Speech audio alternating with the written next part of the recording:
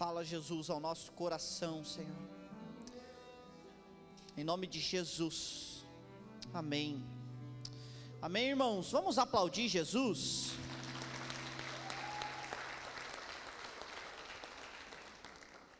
Você pode sentar, fique à vontade. Tome o seu lugar.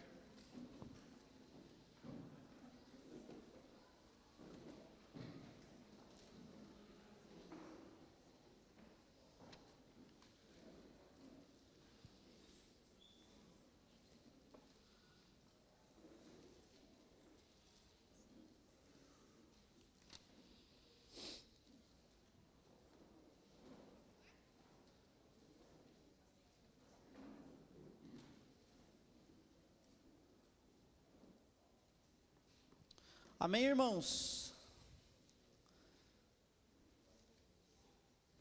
Gostaria de estar falando um pouquinho nessa noite sobre amar a Deus, amar ao Senhor.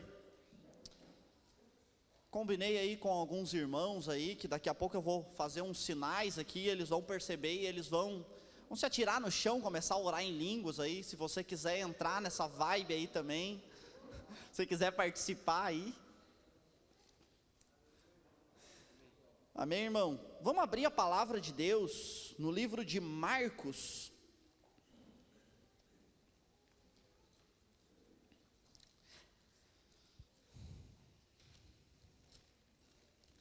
Evangelho segundo escreveu Marcos, capítulo 12.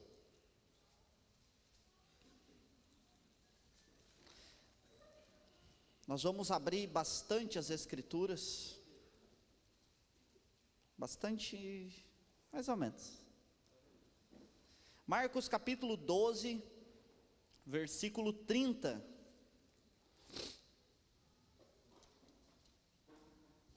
Um versículo bem conhecido, mas pouco pregado.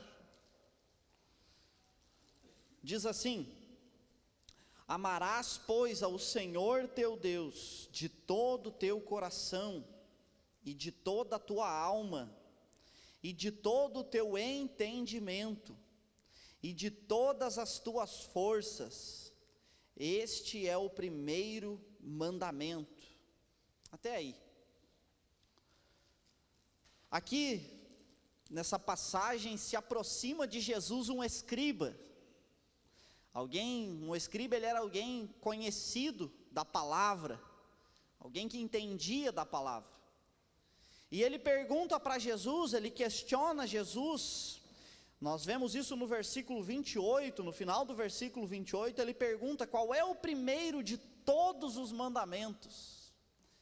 Qual é o primeiro de todos os mandamentos? E Jesus, ele responde isso: amarás, pois, ao Senhor teu Deus de todo o teu coração, de toda a tua alma, de todo o teu entendimento e de todas as tuas forças. Este é o primeiro mandamento. Em outra tradução, após Jesus falar do mandamento, ele diz que toda a lei e os profetas dependem deste mandamento. Toda a lei, irmãos, e todos os profetas, ou seja, todo o Antigo Testamento, depende deste grande mandamento.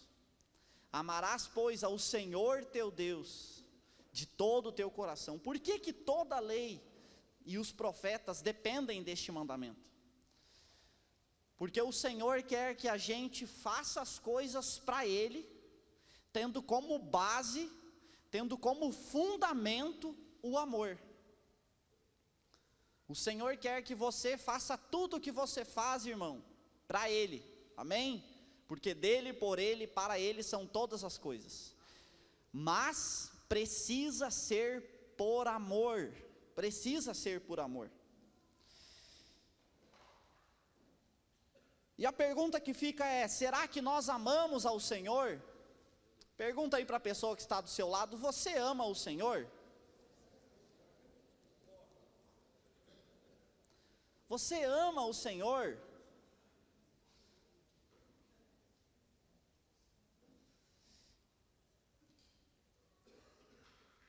Mas a resposta está na sua vida, não nos lábios do seu irmão. Não nos lábios do seu irmão.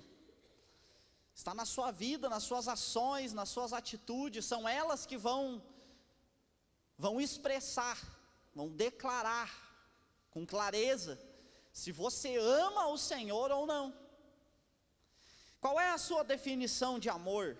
Qual é a nossa definição de amor? Porque muitas vezes a nossa forma, a nossa definição de amor, principalmente nos dias de hoje, ela está deturpada. Ela está deturpada. Qual é a sua definição de amor? A forma como nós vemos ou como nós definimos as coisas, como nós definimos o amor, o que é o amor? O que é o amor para você? A forma como você vê o amor, a forma como você define na sua mente o amor, está completamente e inteiramente ligado à sua criação, à sua infância, a forma como você foi educado muitas vezes pelos seus pais ou pelos seus responsáveis, aqueles que criaram você. A nossa definição de amor, irmão, ela está inteiramente ligada à nossa cultura, à cultura que nós vivemos hoje em dia. A nossa definição de amor está totalmente ligada a isso, e muitas vezes a nossa cultura, a cultura que nós vivemos aqui no local onde nós nascemos, vivemos, muitas vezes ela é diferente da forma como Deus define amor. E para os judeus, irmão, existe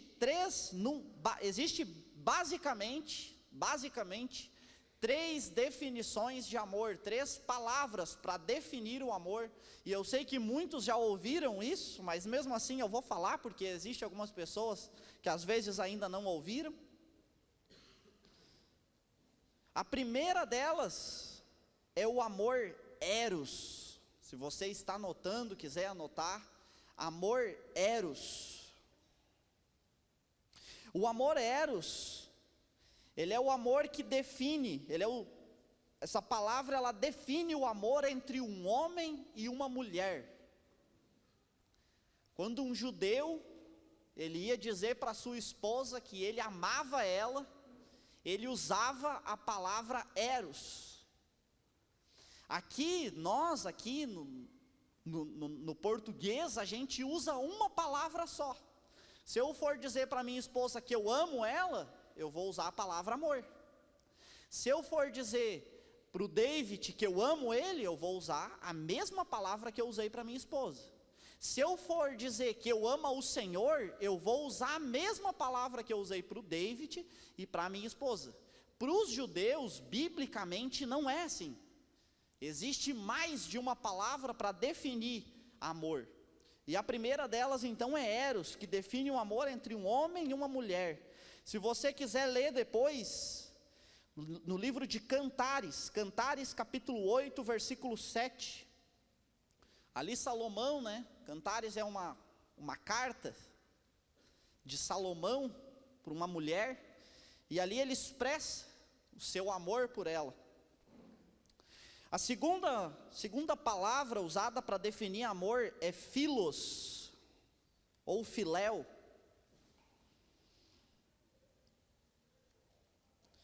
E essa palavra ela é usada para definir o amor entre amigos, entre irmãos. É o amor fraternal.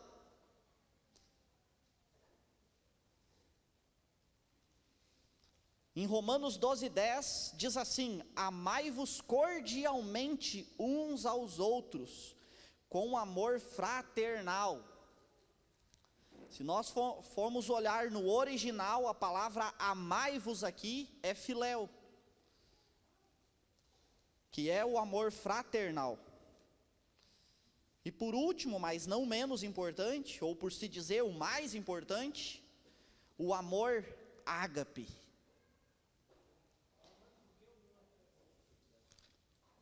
Romanos 12:10. Amai-vos cordialmente uns aos outros com amor fraternal. E por último, mas o mais importante, o amor ágape, que é o amor de Deus. Ágape. Gente, culto de ensino é lugar de anotação, amém?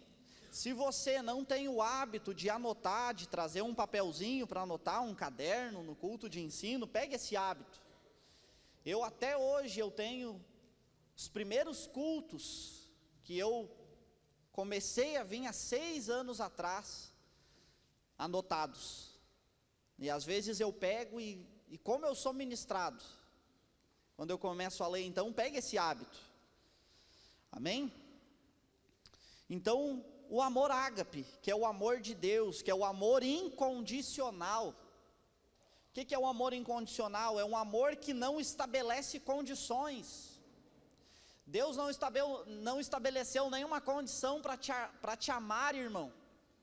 Ele simplesmente te ama. Ele não diz assim, olha, eu vou te amar se tu andar bem retinho na linha, eu vou te amar. Não. Ele não estabeleceu condições. Ele não disse, ó, se você fizer isso, se você fizer tal coisa, se você se tornar tal pessoa, então eu vou te amar. Não. Isso quem faz é os homens. Deus não. Deus, ele nos ama incondicionalmente. O amor de Deus é incondicional. E esse é o amor ágape. Sabe, irmão, qual a diferença entre o amor ágape, do amor ágape para o amor eros e filéu? É que o amor ágape, ele não envolve sentimento. O amor ágape, ele não envolve sentimento. João 3,16. Porque Deus amou o mundo de tal maneira que deu o seu único Filho, para que todo aquele que nele crer não pereça, mas tenha a vida eterna. Deixa eu dizer uma coisa para você, irmão. Um monte de pecador cuspindo no rosto do Filho amado em quem Deus se comprazia. Você acha que Deus, Pai, que tinha tanto prazer no seu Filho, dependeu de um sentimento de amor pela humanidade para dar o seu Filho? Você acha? Deus nos amou, Deus amou o mundo de tal maneira, ágape, um amor que não envolve sentimento. Sabe qual é o nosso problema? Nós somos muito sentimentais, nós somos muito emocionais, tudo precisa ter um sentimento. Deus não teve um sentimento de amor, Deus decidiu amar. Esses dias ouvi uma frase muito legal que diz assim: amor não é apenas atribuir valor a alguém ou a algo. Amor não é apenas atribuir valor. Amor é entregar algo de valor. Deus amou e entregou o seu Filho. Deus amou e entregou o seu Filho. Se Deus fosse agir por sentimento, irmão, talvez Ele teria condenado aquela geração da mesma forma que Ele condenou a geração de Noé, mandando o dilúvio. Então, o amor ágape, ele não envolve sentimento, ele é mais uma decisão, um ato.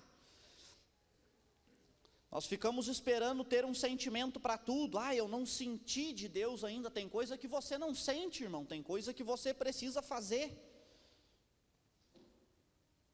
Nós esperamos um sentimento, mas a palavra de Deus, ela diz em Romanos 12:1, que o nosso culto, ele é racional. Romanos 12:1. Rogo-vos, pois, irmãos, pela compaixão de Deus, que apresenteis o vosso corpo como sacrifício vivo, santo e agradável a Deus, que é o vosso culto racional. Um culto inteligente, um culto não é sentimental, é um culto racional, fala de razão, fala de inteligência, um culto inteligente. O nosso culto ao Senhor, ele precisa ser racional, irmão. Esses dias eu estava conversando com um menino lá na chácara, foi esse final de semana mesmo, e ele me perguntou assim: cara, como é que eu faço para, de verdade, assim, entregar o meu coração para Jesus? Olha a pergunta. Como é que eu faço? Sai de uma dessa, irmão. Te faz uma pergunta dessa, o que você faz? O que você fala?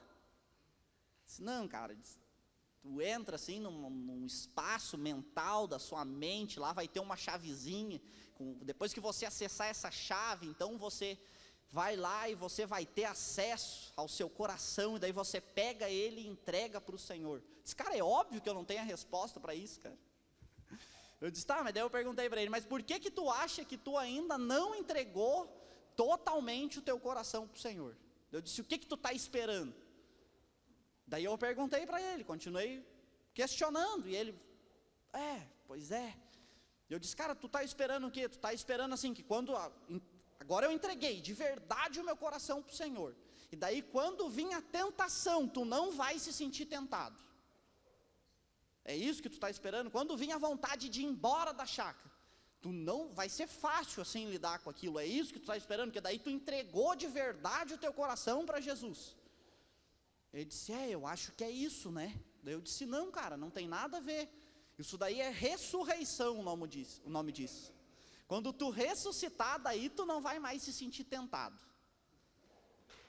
Aí tu não vai mais se sentir muitas vezes com a tua carne se inclinando para o pecado. Eu disse, o problema é que a gente quer sentir tudo. E deixa eu dizer uma coisa para você, irmão, tem muita coisa que é decisão na sua vida. Amar ao Senhor muitas vezes é uma decisão. Amar ao Senhor muitas vezes é uma decisão. Perdão, eu não consigo perdoar. O problema é que você está esperando um sentimento brotar no seu coração. Daí a pessoa, não sei o que ela te fez lá, e você quer sentir que você perdoou ela. Às vezes o perdão começa com uma decisão, irmão. Começa com você não sentindo nada. Na verdade você está sentindo até raiva, mas você começa a liberar, a verbalizar e dizer, eu perdoo, eu perdoo, eu perdoo. Decisão, eu decido perdoar, eu decido amar. Arrependimento. Tem gente que está esperando sim um sentimento de arrependimento. Pois eu não consigo me arrepender. Arrependimento muitas vezes vai ser como o perdão, vai começar na sua vida com uma decisão. Eu decido me arrepender e não cometer mais essa atitude. Eu decido, muitas vezes vai precisar ser uma decisão. E eu não sei se você percebeu, irmão, mas dentro do versículo 30 do capítulo 12 de Marcos que nós lemos, está ali os 3 tipos de amor. Todos os tipos de amor estão ali. Amarás, pois, ao Senhor teu Deus de todo o teu coração, de toda a tua alma. Sobre o que fala isso? Fala de sentimento, fala de emoção. E nós devemos sim amar ao Senhor com o nosso coração, com a nossa alma. A nossa alma é importante, ela é muito importante. O salmista dizia que a alma dele deseja o Senhor, a minha alma deseja o Senhor, anseia pelo Senhor, mais do que os guardas pelo romper da manhã. Não sei se alguém aqui já foi guarda noturno, mas alguém que é guarda, que já foi guarda noturno, ele está só pelo dia clarear, ele está só pela hora dele de ir embora. O cara passou a noite em claro, ainda mais naquele tempo, irmão, no tempo de Davi, aonde o guarda, ele vigiava a noite toda, e a qualquer momento o inimigo poderia vir de encontro à cidade, e ele tinha que tocar trombeta, para que o exército se preparasse para a batalha. E Davi vem e diz, a minha alma anseia pelo Senhor, mais do que os guardas pelo romper da manhã. Então a nossa alma, ela é importante. Porém, o versículo continua, depois que ele diz que nós devemos amar ao Senhor de todo o coração e de toda a alma, ele diz que nós devemos amar também de todo o entendimento. Por quê? Porque nem sempre a tua alma vai estar disposta a amar ao Senhor. E daí você vai precisar agir por entendimento. Nem sempre a tua alma vai querer fazer algumas coisas, irmão. Às vezes a tua alma, ela vai querer pecar. Ai, Cleider, tu sente isso? Se você não sente, você já foi glorificado, irmão. A nossa alma muitas vezes ela anseia o mal, ela anseia o pecado. E você naquele momento, se você fosse deixar agir por esse sentimento, você vai pecar. Então, pelo que você deve agir? Por entendimento. Amarás ao Senhor de toda a alma, mas também de entendimento. Porque às vezes a alma não vai querer. Volte uma página aí da sua Bíblia, no capítulo 10 de Marcos.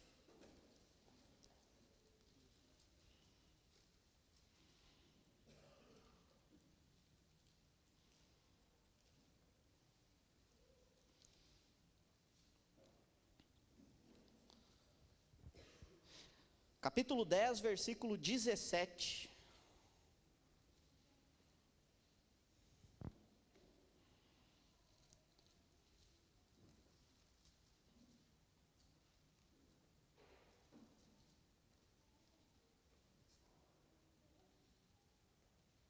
Amém? Diz assim: e pondo-se a caminho, correu para ele um homem, o qual se ajoelhou diante dele e lhe perguntou: bom mestre, que farei para herdar a vida eterna? E Jesus lhe disse: por que me chamas bom? Ninguém há bom senão um, que é Deus. Tu sabes os mandamentos: não adulterarás, não matarás, não furtarás, não dirás falso testemunho, não defraudarás alguém, honra teu pai e a tua mãe. Ele, porém, respondendo, lhe disse: mestre, tudo isso guardei desde a minha mocidade. E Jesus, olhando para ele, o amou. Repita comigo: o amou. E lhe disse: falta-te uma coisa, vai e vende tudo quanto tens e dá aos pobres, e terás um tesouro no céu, e vem e segue-me. Versículo 22. Mas ele, contrariado com esta palavra, retirou-se triste, porque possuía muitas propriedades. Aqui chega um jovem, né, o título diz o jovem rico. A palavra diz que ele possuía muitas propriedades, e ele chega em Jesus e começa a perguntar o que ele deveria fazer para herdar a vida eterna. E Jesus perguntou para ele se ele conhecia os mandamentos. E Jesus começa a citar os mandamentos. E então, depois que Jesus cita os mandamentos, o jovem diz para ele: olha, mestre, tudo isso eu tenho feito, eu tenho praticado desde a minha mocidade. E então, versículo 21, Jesus, olhando para ele, o amou. Jesus o amou e disse: não, filho, tá top, se tu guarda os mandamentos, vem, me dá aqui um abraço, fica comigo, me segue, eu te amo. Foi isso que Jesus fez depois que amou ele? Não, Jesus o amou e disse: falta-te uma coisa, vai e vende tudo que tu tem, dê aos pobres, vem e segue. Sabe qual é o nosso problema? A nossa definição de amor está errada. A gente acha que amar muitas vezes é passar a mão na cabeça, é alisar. Não, irmão. Muitas vezes a melhor forma de amar é falando umas verdades. Muitas vezes a melhor forma de amar é dando uma direção que não é agradável para a alma, muitas vezes. Muitas vezes a melhor forma de amar é confrontando, irmão. Você aceita ser amado? Como que você reage quando você é amado? Confrontado? Como você reage quando seu discipulador diz para você: olha, cara, estou entendendo para a tua vida que tu precisa abrir mão disso. Exclui o teu Facebook, abre mão do teu celular, do teu... Como que você age? Como que você age quando você é amado? E Jesus cita para ele os mandamentos. Só que se nós formos parar para ver, Jesus citou para ele 6 mandamentos. 6 mandamentos. E nós sabemos que os mandamentos são 10. Mas Jesus citou para ele só 6. E ele disse: não, Senhor, tudo isso eu tenho feito. E se nós formos fazer um estudo sobre os 10 mandamentos, nós vamos ver que os mandamentos que Jesus citou para ele, dos 10, são os 10 últimos mandamentos, os 6 últimos mandamentos. E os 6 últimos mandamentos falam do relacionamento do homem para com o homem, falam do meu relacionamento para com o meu próximo. E os 4 primeiros mandamentos que Jesus não citou para ele, fala do nosso relacionamento com Deus. Ou seja, esse jovem, no quesito amor ao próximo, ele estava top. Porém, no quesito relacionamento com Deus, ele não estava bem. E Jesus discerniu que o que atrapalhava ele de se relacionar plenamente com o Senhor, era as propriedades que ele possuía. Então Jesus vai e diz para ele: olha, falta uma coisa, está faltando alguma coisa, vai e vende tudo que tu tem. E muitas vezes, irmãos, a gente é bênção na vida dos irmãos, mas será que para Deus, será que o nosso coração é de Deus? Será que não tem nada nos afastando do Senhor, assim como esse jovem? Hein, irmão? João, vamos lá para o Evangelho de João. João capítulo 14. Fica ligado, irmão, Deus está falando. Se você cochilar, daqui a pouco Deus fala e você não ouve, perdeu a bênção. João capítulo 14, versículo 15.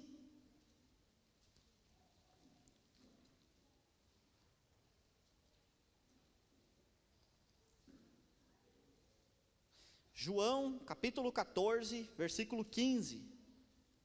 Gosto muito desse versículo, já fui muito ministrado. O que diz ali? Jesus diz ali: se me amardes, guardareis os meus mandamentos. Você tem guardado os mandamentos, irmão? Jesus disse que se nós amássemos Ele, nós guardaríamos os mandamentos. Sabe como que eu li esse texto? Eu lia da seguinte forma, na minha cabeça: eu preciso guardar os mandamentos para provar que eu amo ao Senhor. Muitas vezes a gente lê assim. Não, irmão, é o contrário. Se você amar, você guarda os mandamentos. Deixa eu dizer uma coisa para você. Sabe os erros que você comete? É falta de amor. O amor, irmão, ele é a força que nos impulsiona a guardar os mandamentos. O amor a Deus, como nós vimos em Marcos, ele é a força que nos impulsiona a guardar os mandamentos. O nosso amor pelo Senhor, ele precisa ser mais forte do que a nossa vontade de pecar. Anote aí.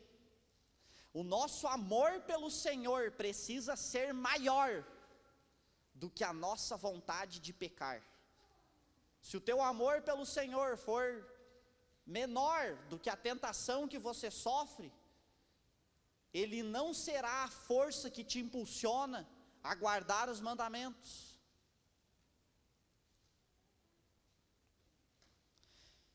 E Jesus não para aí, vamos olhar o versículo 21 agora, do mesmo capítulo. Aquele que tem os meus mandamentos e os guarda, este é o que me ama. Aquele que tem os meus mandamentos e o guarda, este é o que me ama. E aquele que me ama será amado de meu Pai, e eu o amarei e me manifestarei a ele. Versículo 23 e 24. Jesus respondeu e disse-lhe: se alguém me ama, guardará a minha palavra. E o meu Pai o amará, e viremos para ele e faremos nele morada.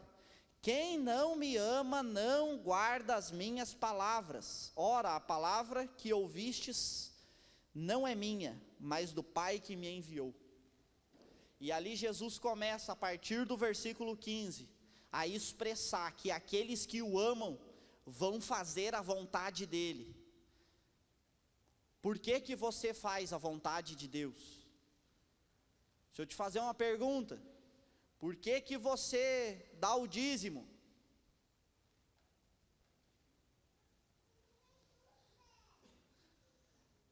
Por que você, sei lá, nega a si mesmo, quando está andando na rua aí? Por que quando você tem vontade de fazer alguma coisa, que você sabe que não é da vontade de Deus, você não faz? E agora eu quero falar de intenção. Intenção. Por que você faz? Por que que você deixa de fazer? É por amor? Precisa ser por amor, irmão. Versículo 31, Jesus ensina por meio do exemplo. Mas é para que o mundo saiba que eu amo o Pai e que faço como o Pai me mandou. Até aí. Então no versículo 31, Jesus ensina pelo exemplo. E ele diz, eu amo o Pai. E é para que o mundo saiba que eu amo o Pai, que eu faço a vontade do Pai. Ou seja, quando nós amamos Jesus, quando nós amamos a Deus, nós fazemos a vontade dEle, não a nós, a dEle. Por amor, irmão, por amor. Tem que ser por amor, irmão.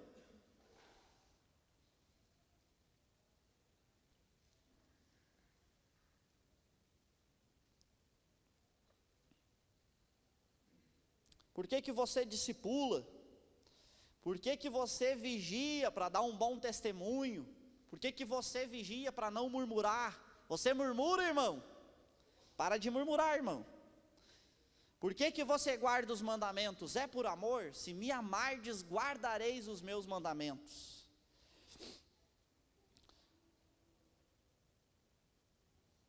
João, vamos abrir lá?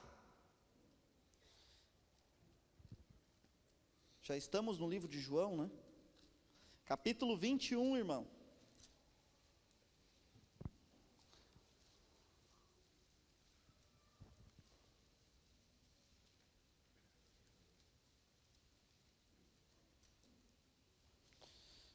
João, capítulo 21, versículo 15.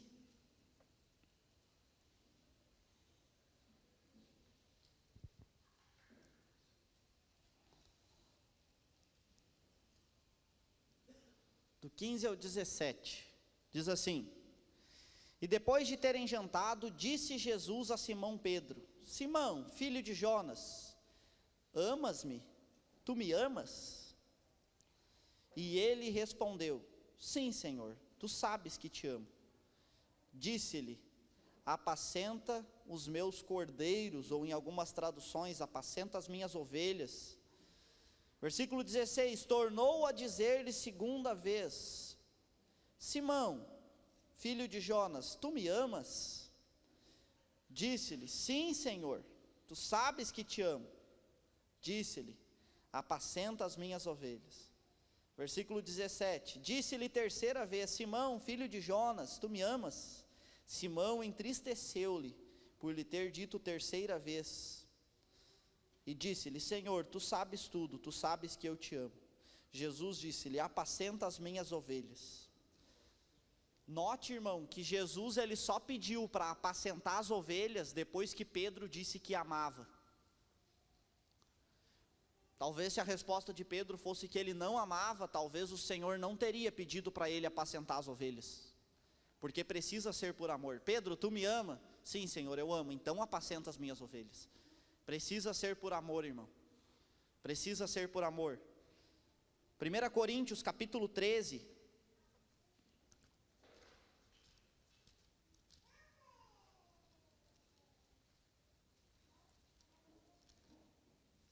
Um capítulo bem conhecido.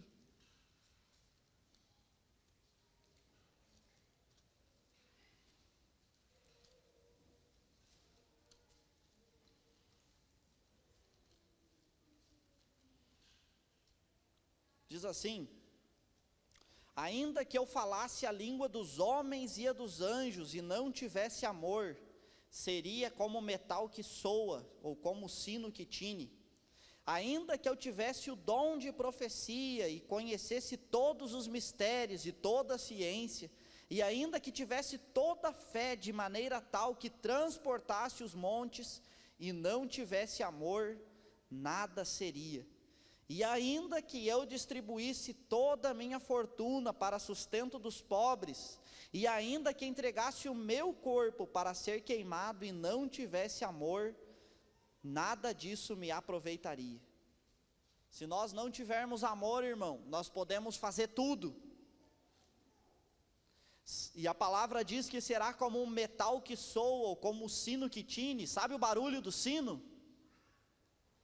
Barulho do sino quando toca. palavra diz que se tu fazer, se tu tiver, se tu isso, aquilo, mas se tu não tiver amor, será só barulho. Olha o versículo 3: e ainda que distribuísse toda a minha fortuna para sustento dos pobres. Lembra do jovem rico? Se o jovem rico decidisse dar tudo que ele tinha para os pobres, e se não fosse por amor, seria só barulho, de nada adiantaria.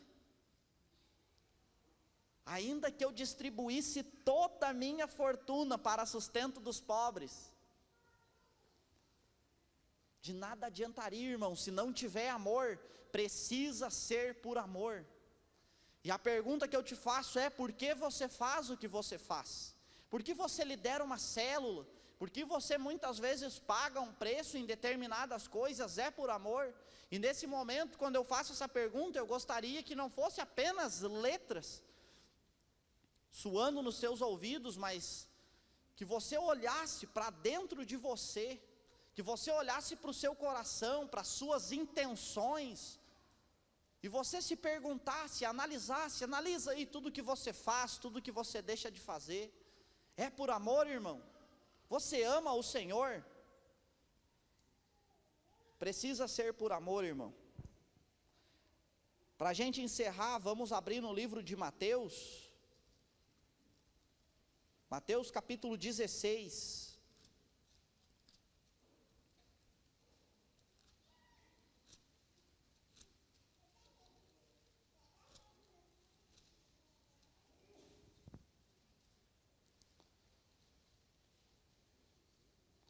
Mateus capítulo 16, versículo 25.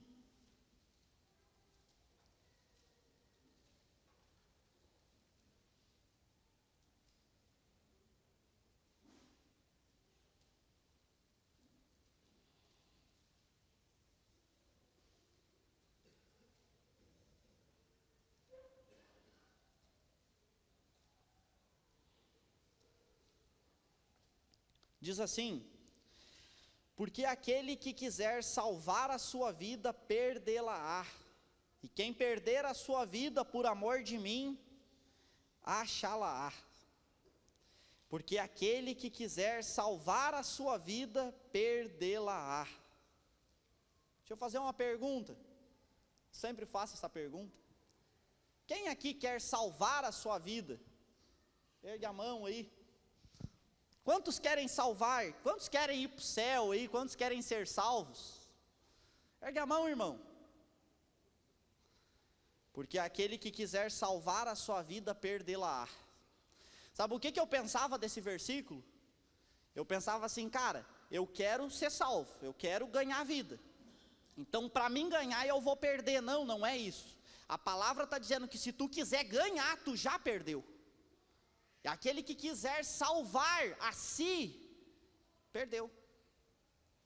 Já eras. Tá, Cleider, e aí o que eu faço? O versículo continua: e quem perder a sua vida por amor de mim, achá-la. Sabe qual é o nosso problema? Nós queremos perder a vida para poder ganhar, sem amar Jesus. E isso fala de intenções egoístas. E Jesus está dizendo: aquele que perder, precisa perder por amor de mim. Aquele que perder por amor de mim, este vai achar. Agora, quem perder simplesmente para achar, intenção egoísta, já perdeu. Por que você perde? E muitas vezes a gente cita esse versículo, não, porque a palavra diz, né, que se eu quiser ganhar a vida, eu tenho que perder. Não, irmão, a gente precisa pedir revelação da palavra de Deus. Qual é a sua motivação de estar perdendo a sua vida? É por amor a Jesus? O que te motiva a perder a sua vida? A deixar de fazer determinadas coisas? O que te motiva aí? É amor a Jesus? Amém, irmão? Vamos ficar de pé? Queria pedir para o louvor subir.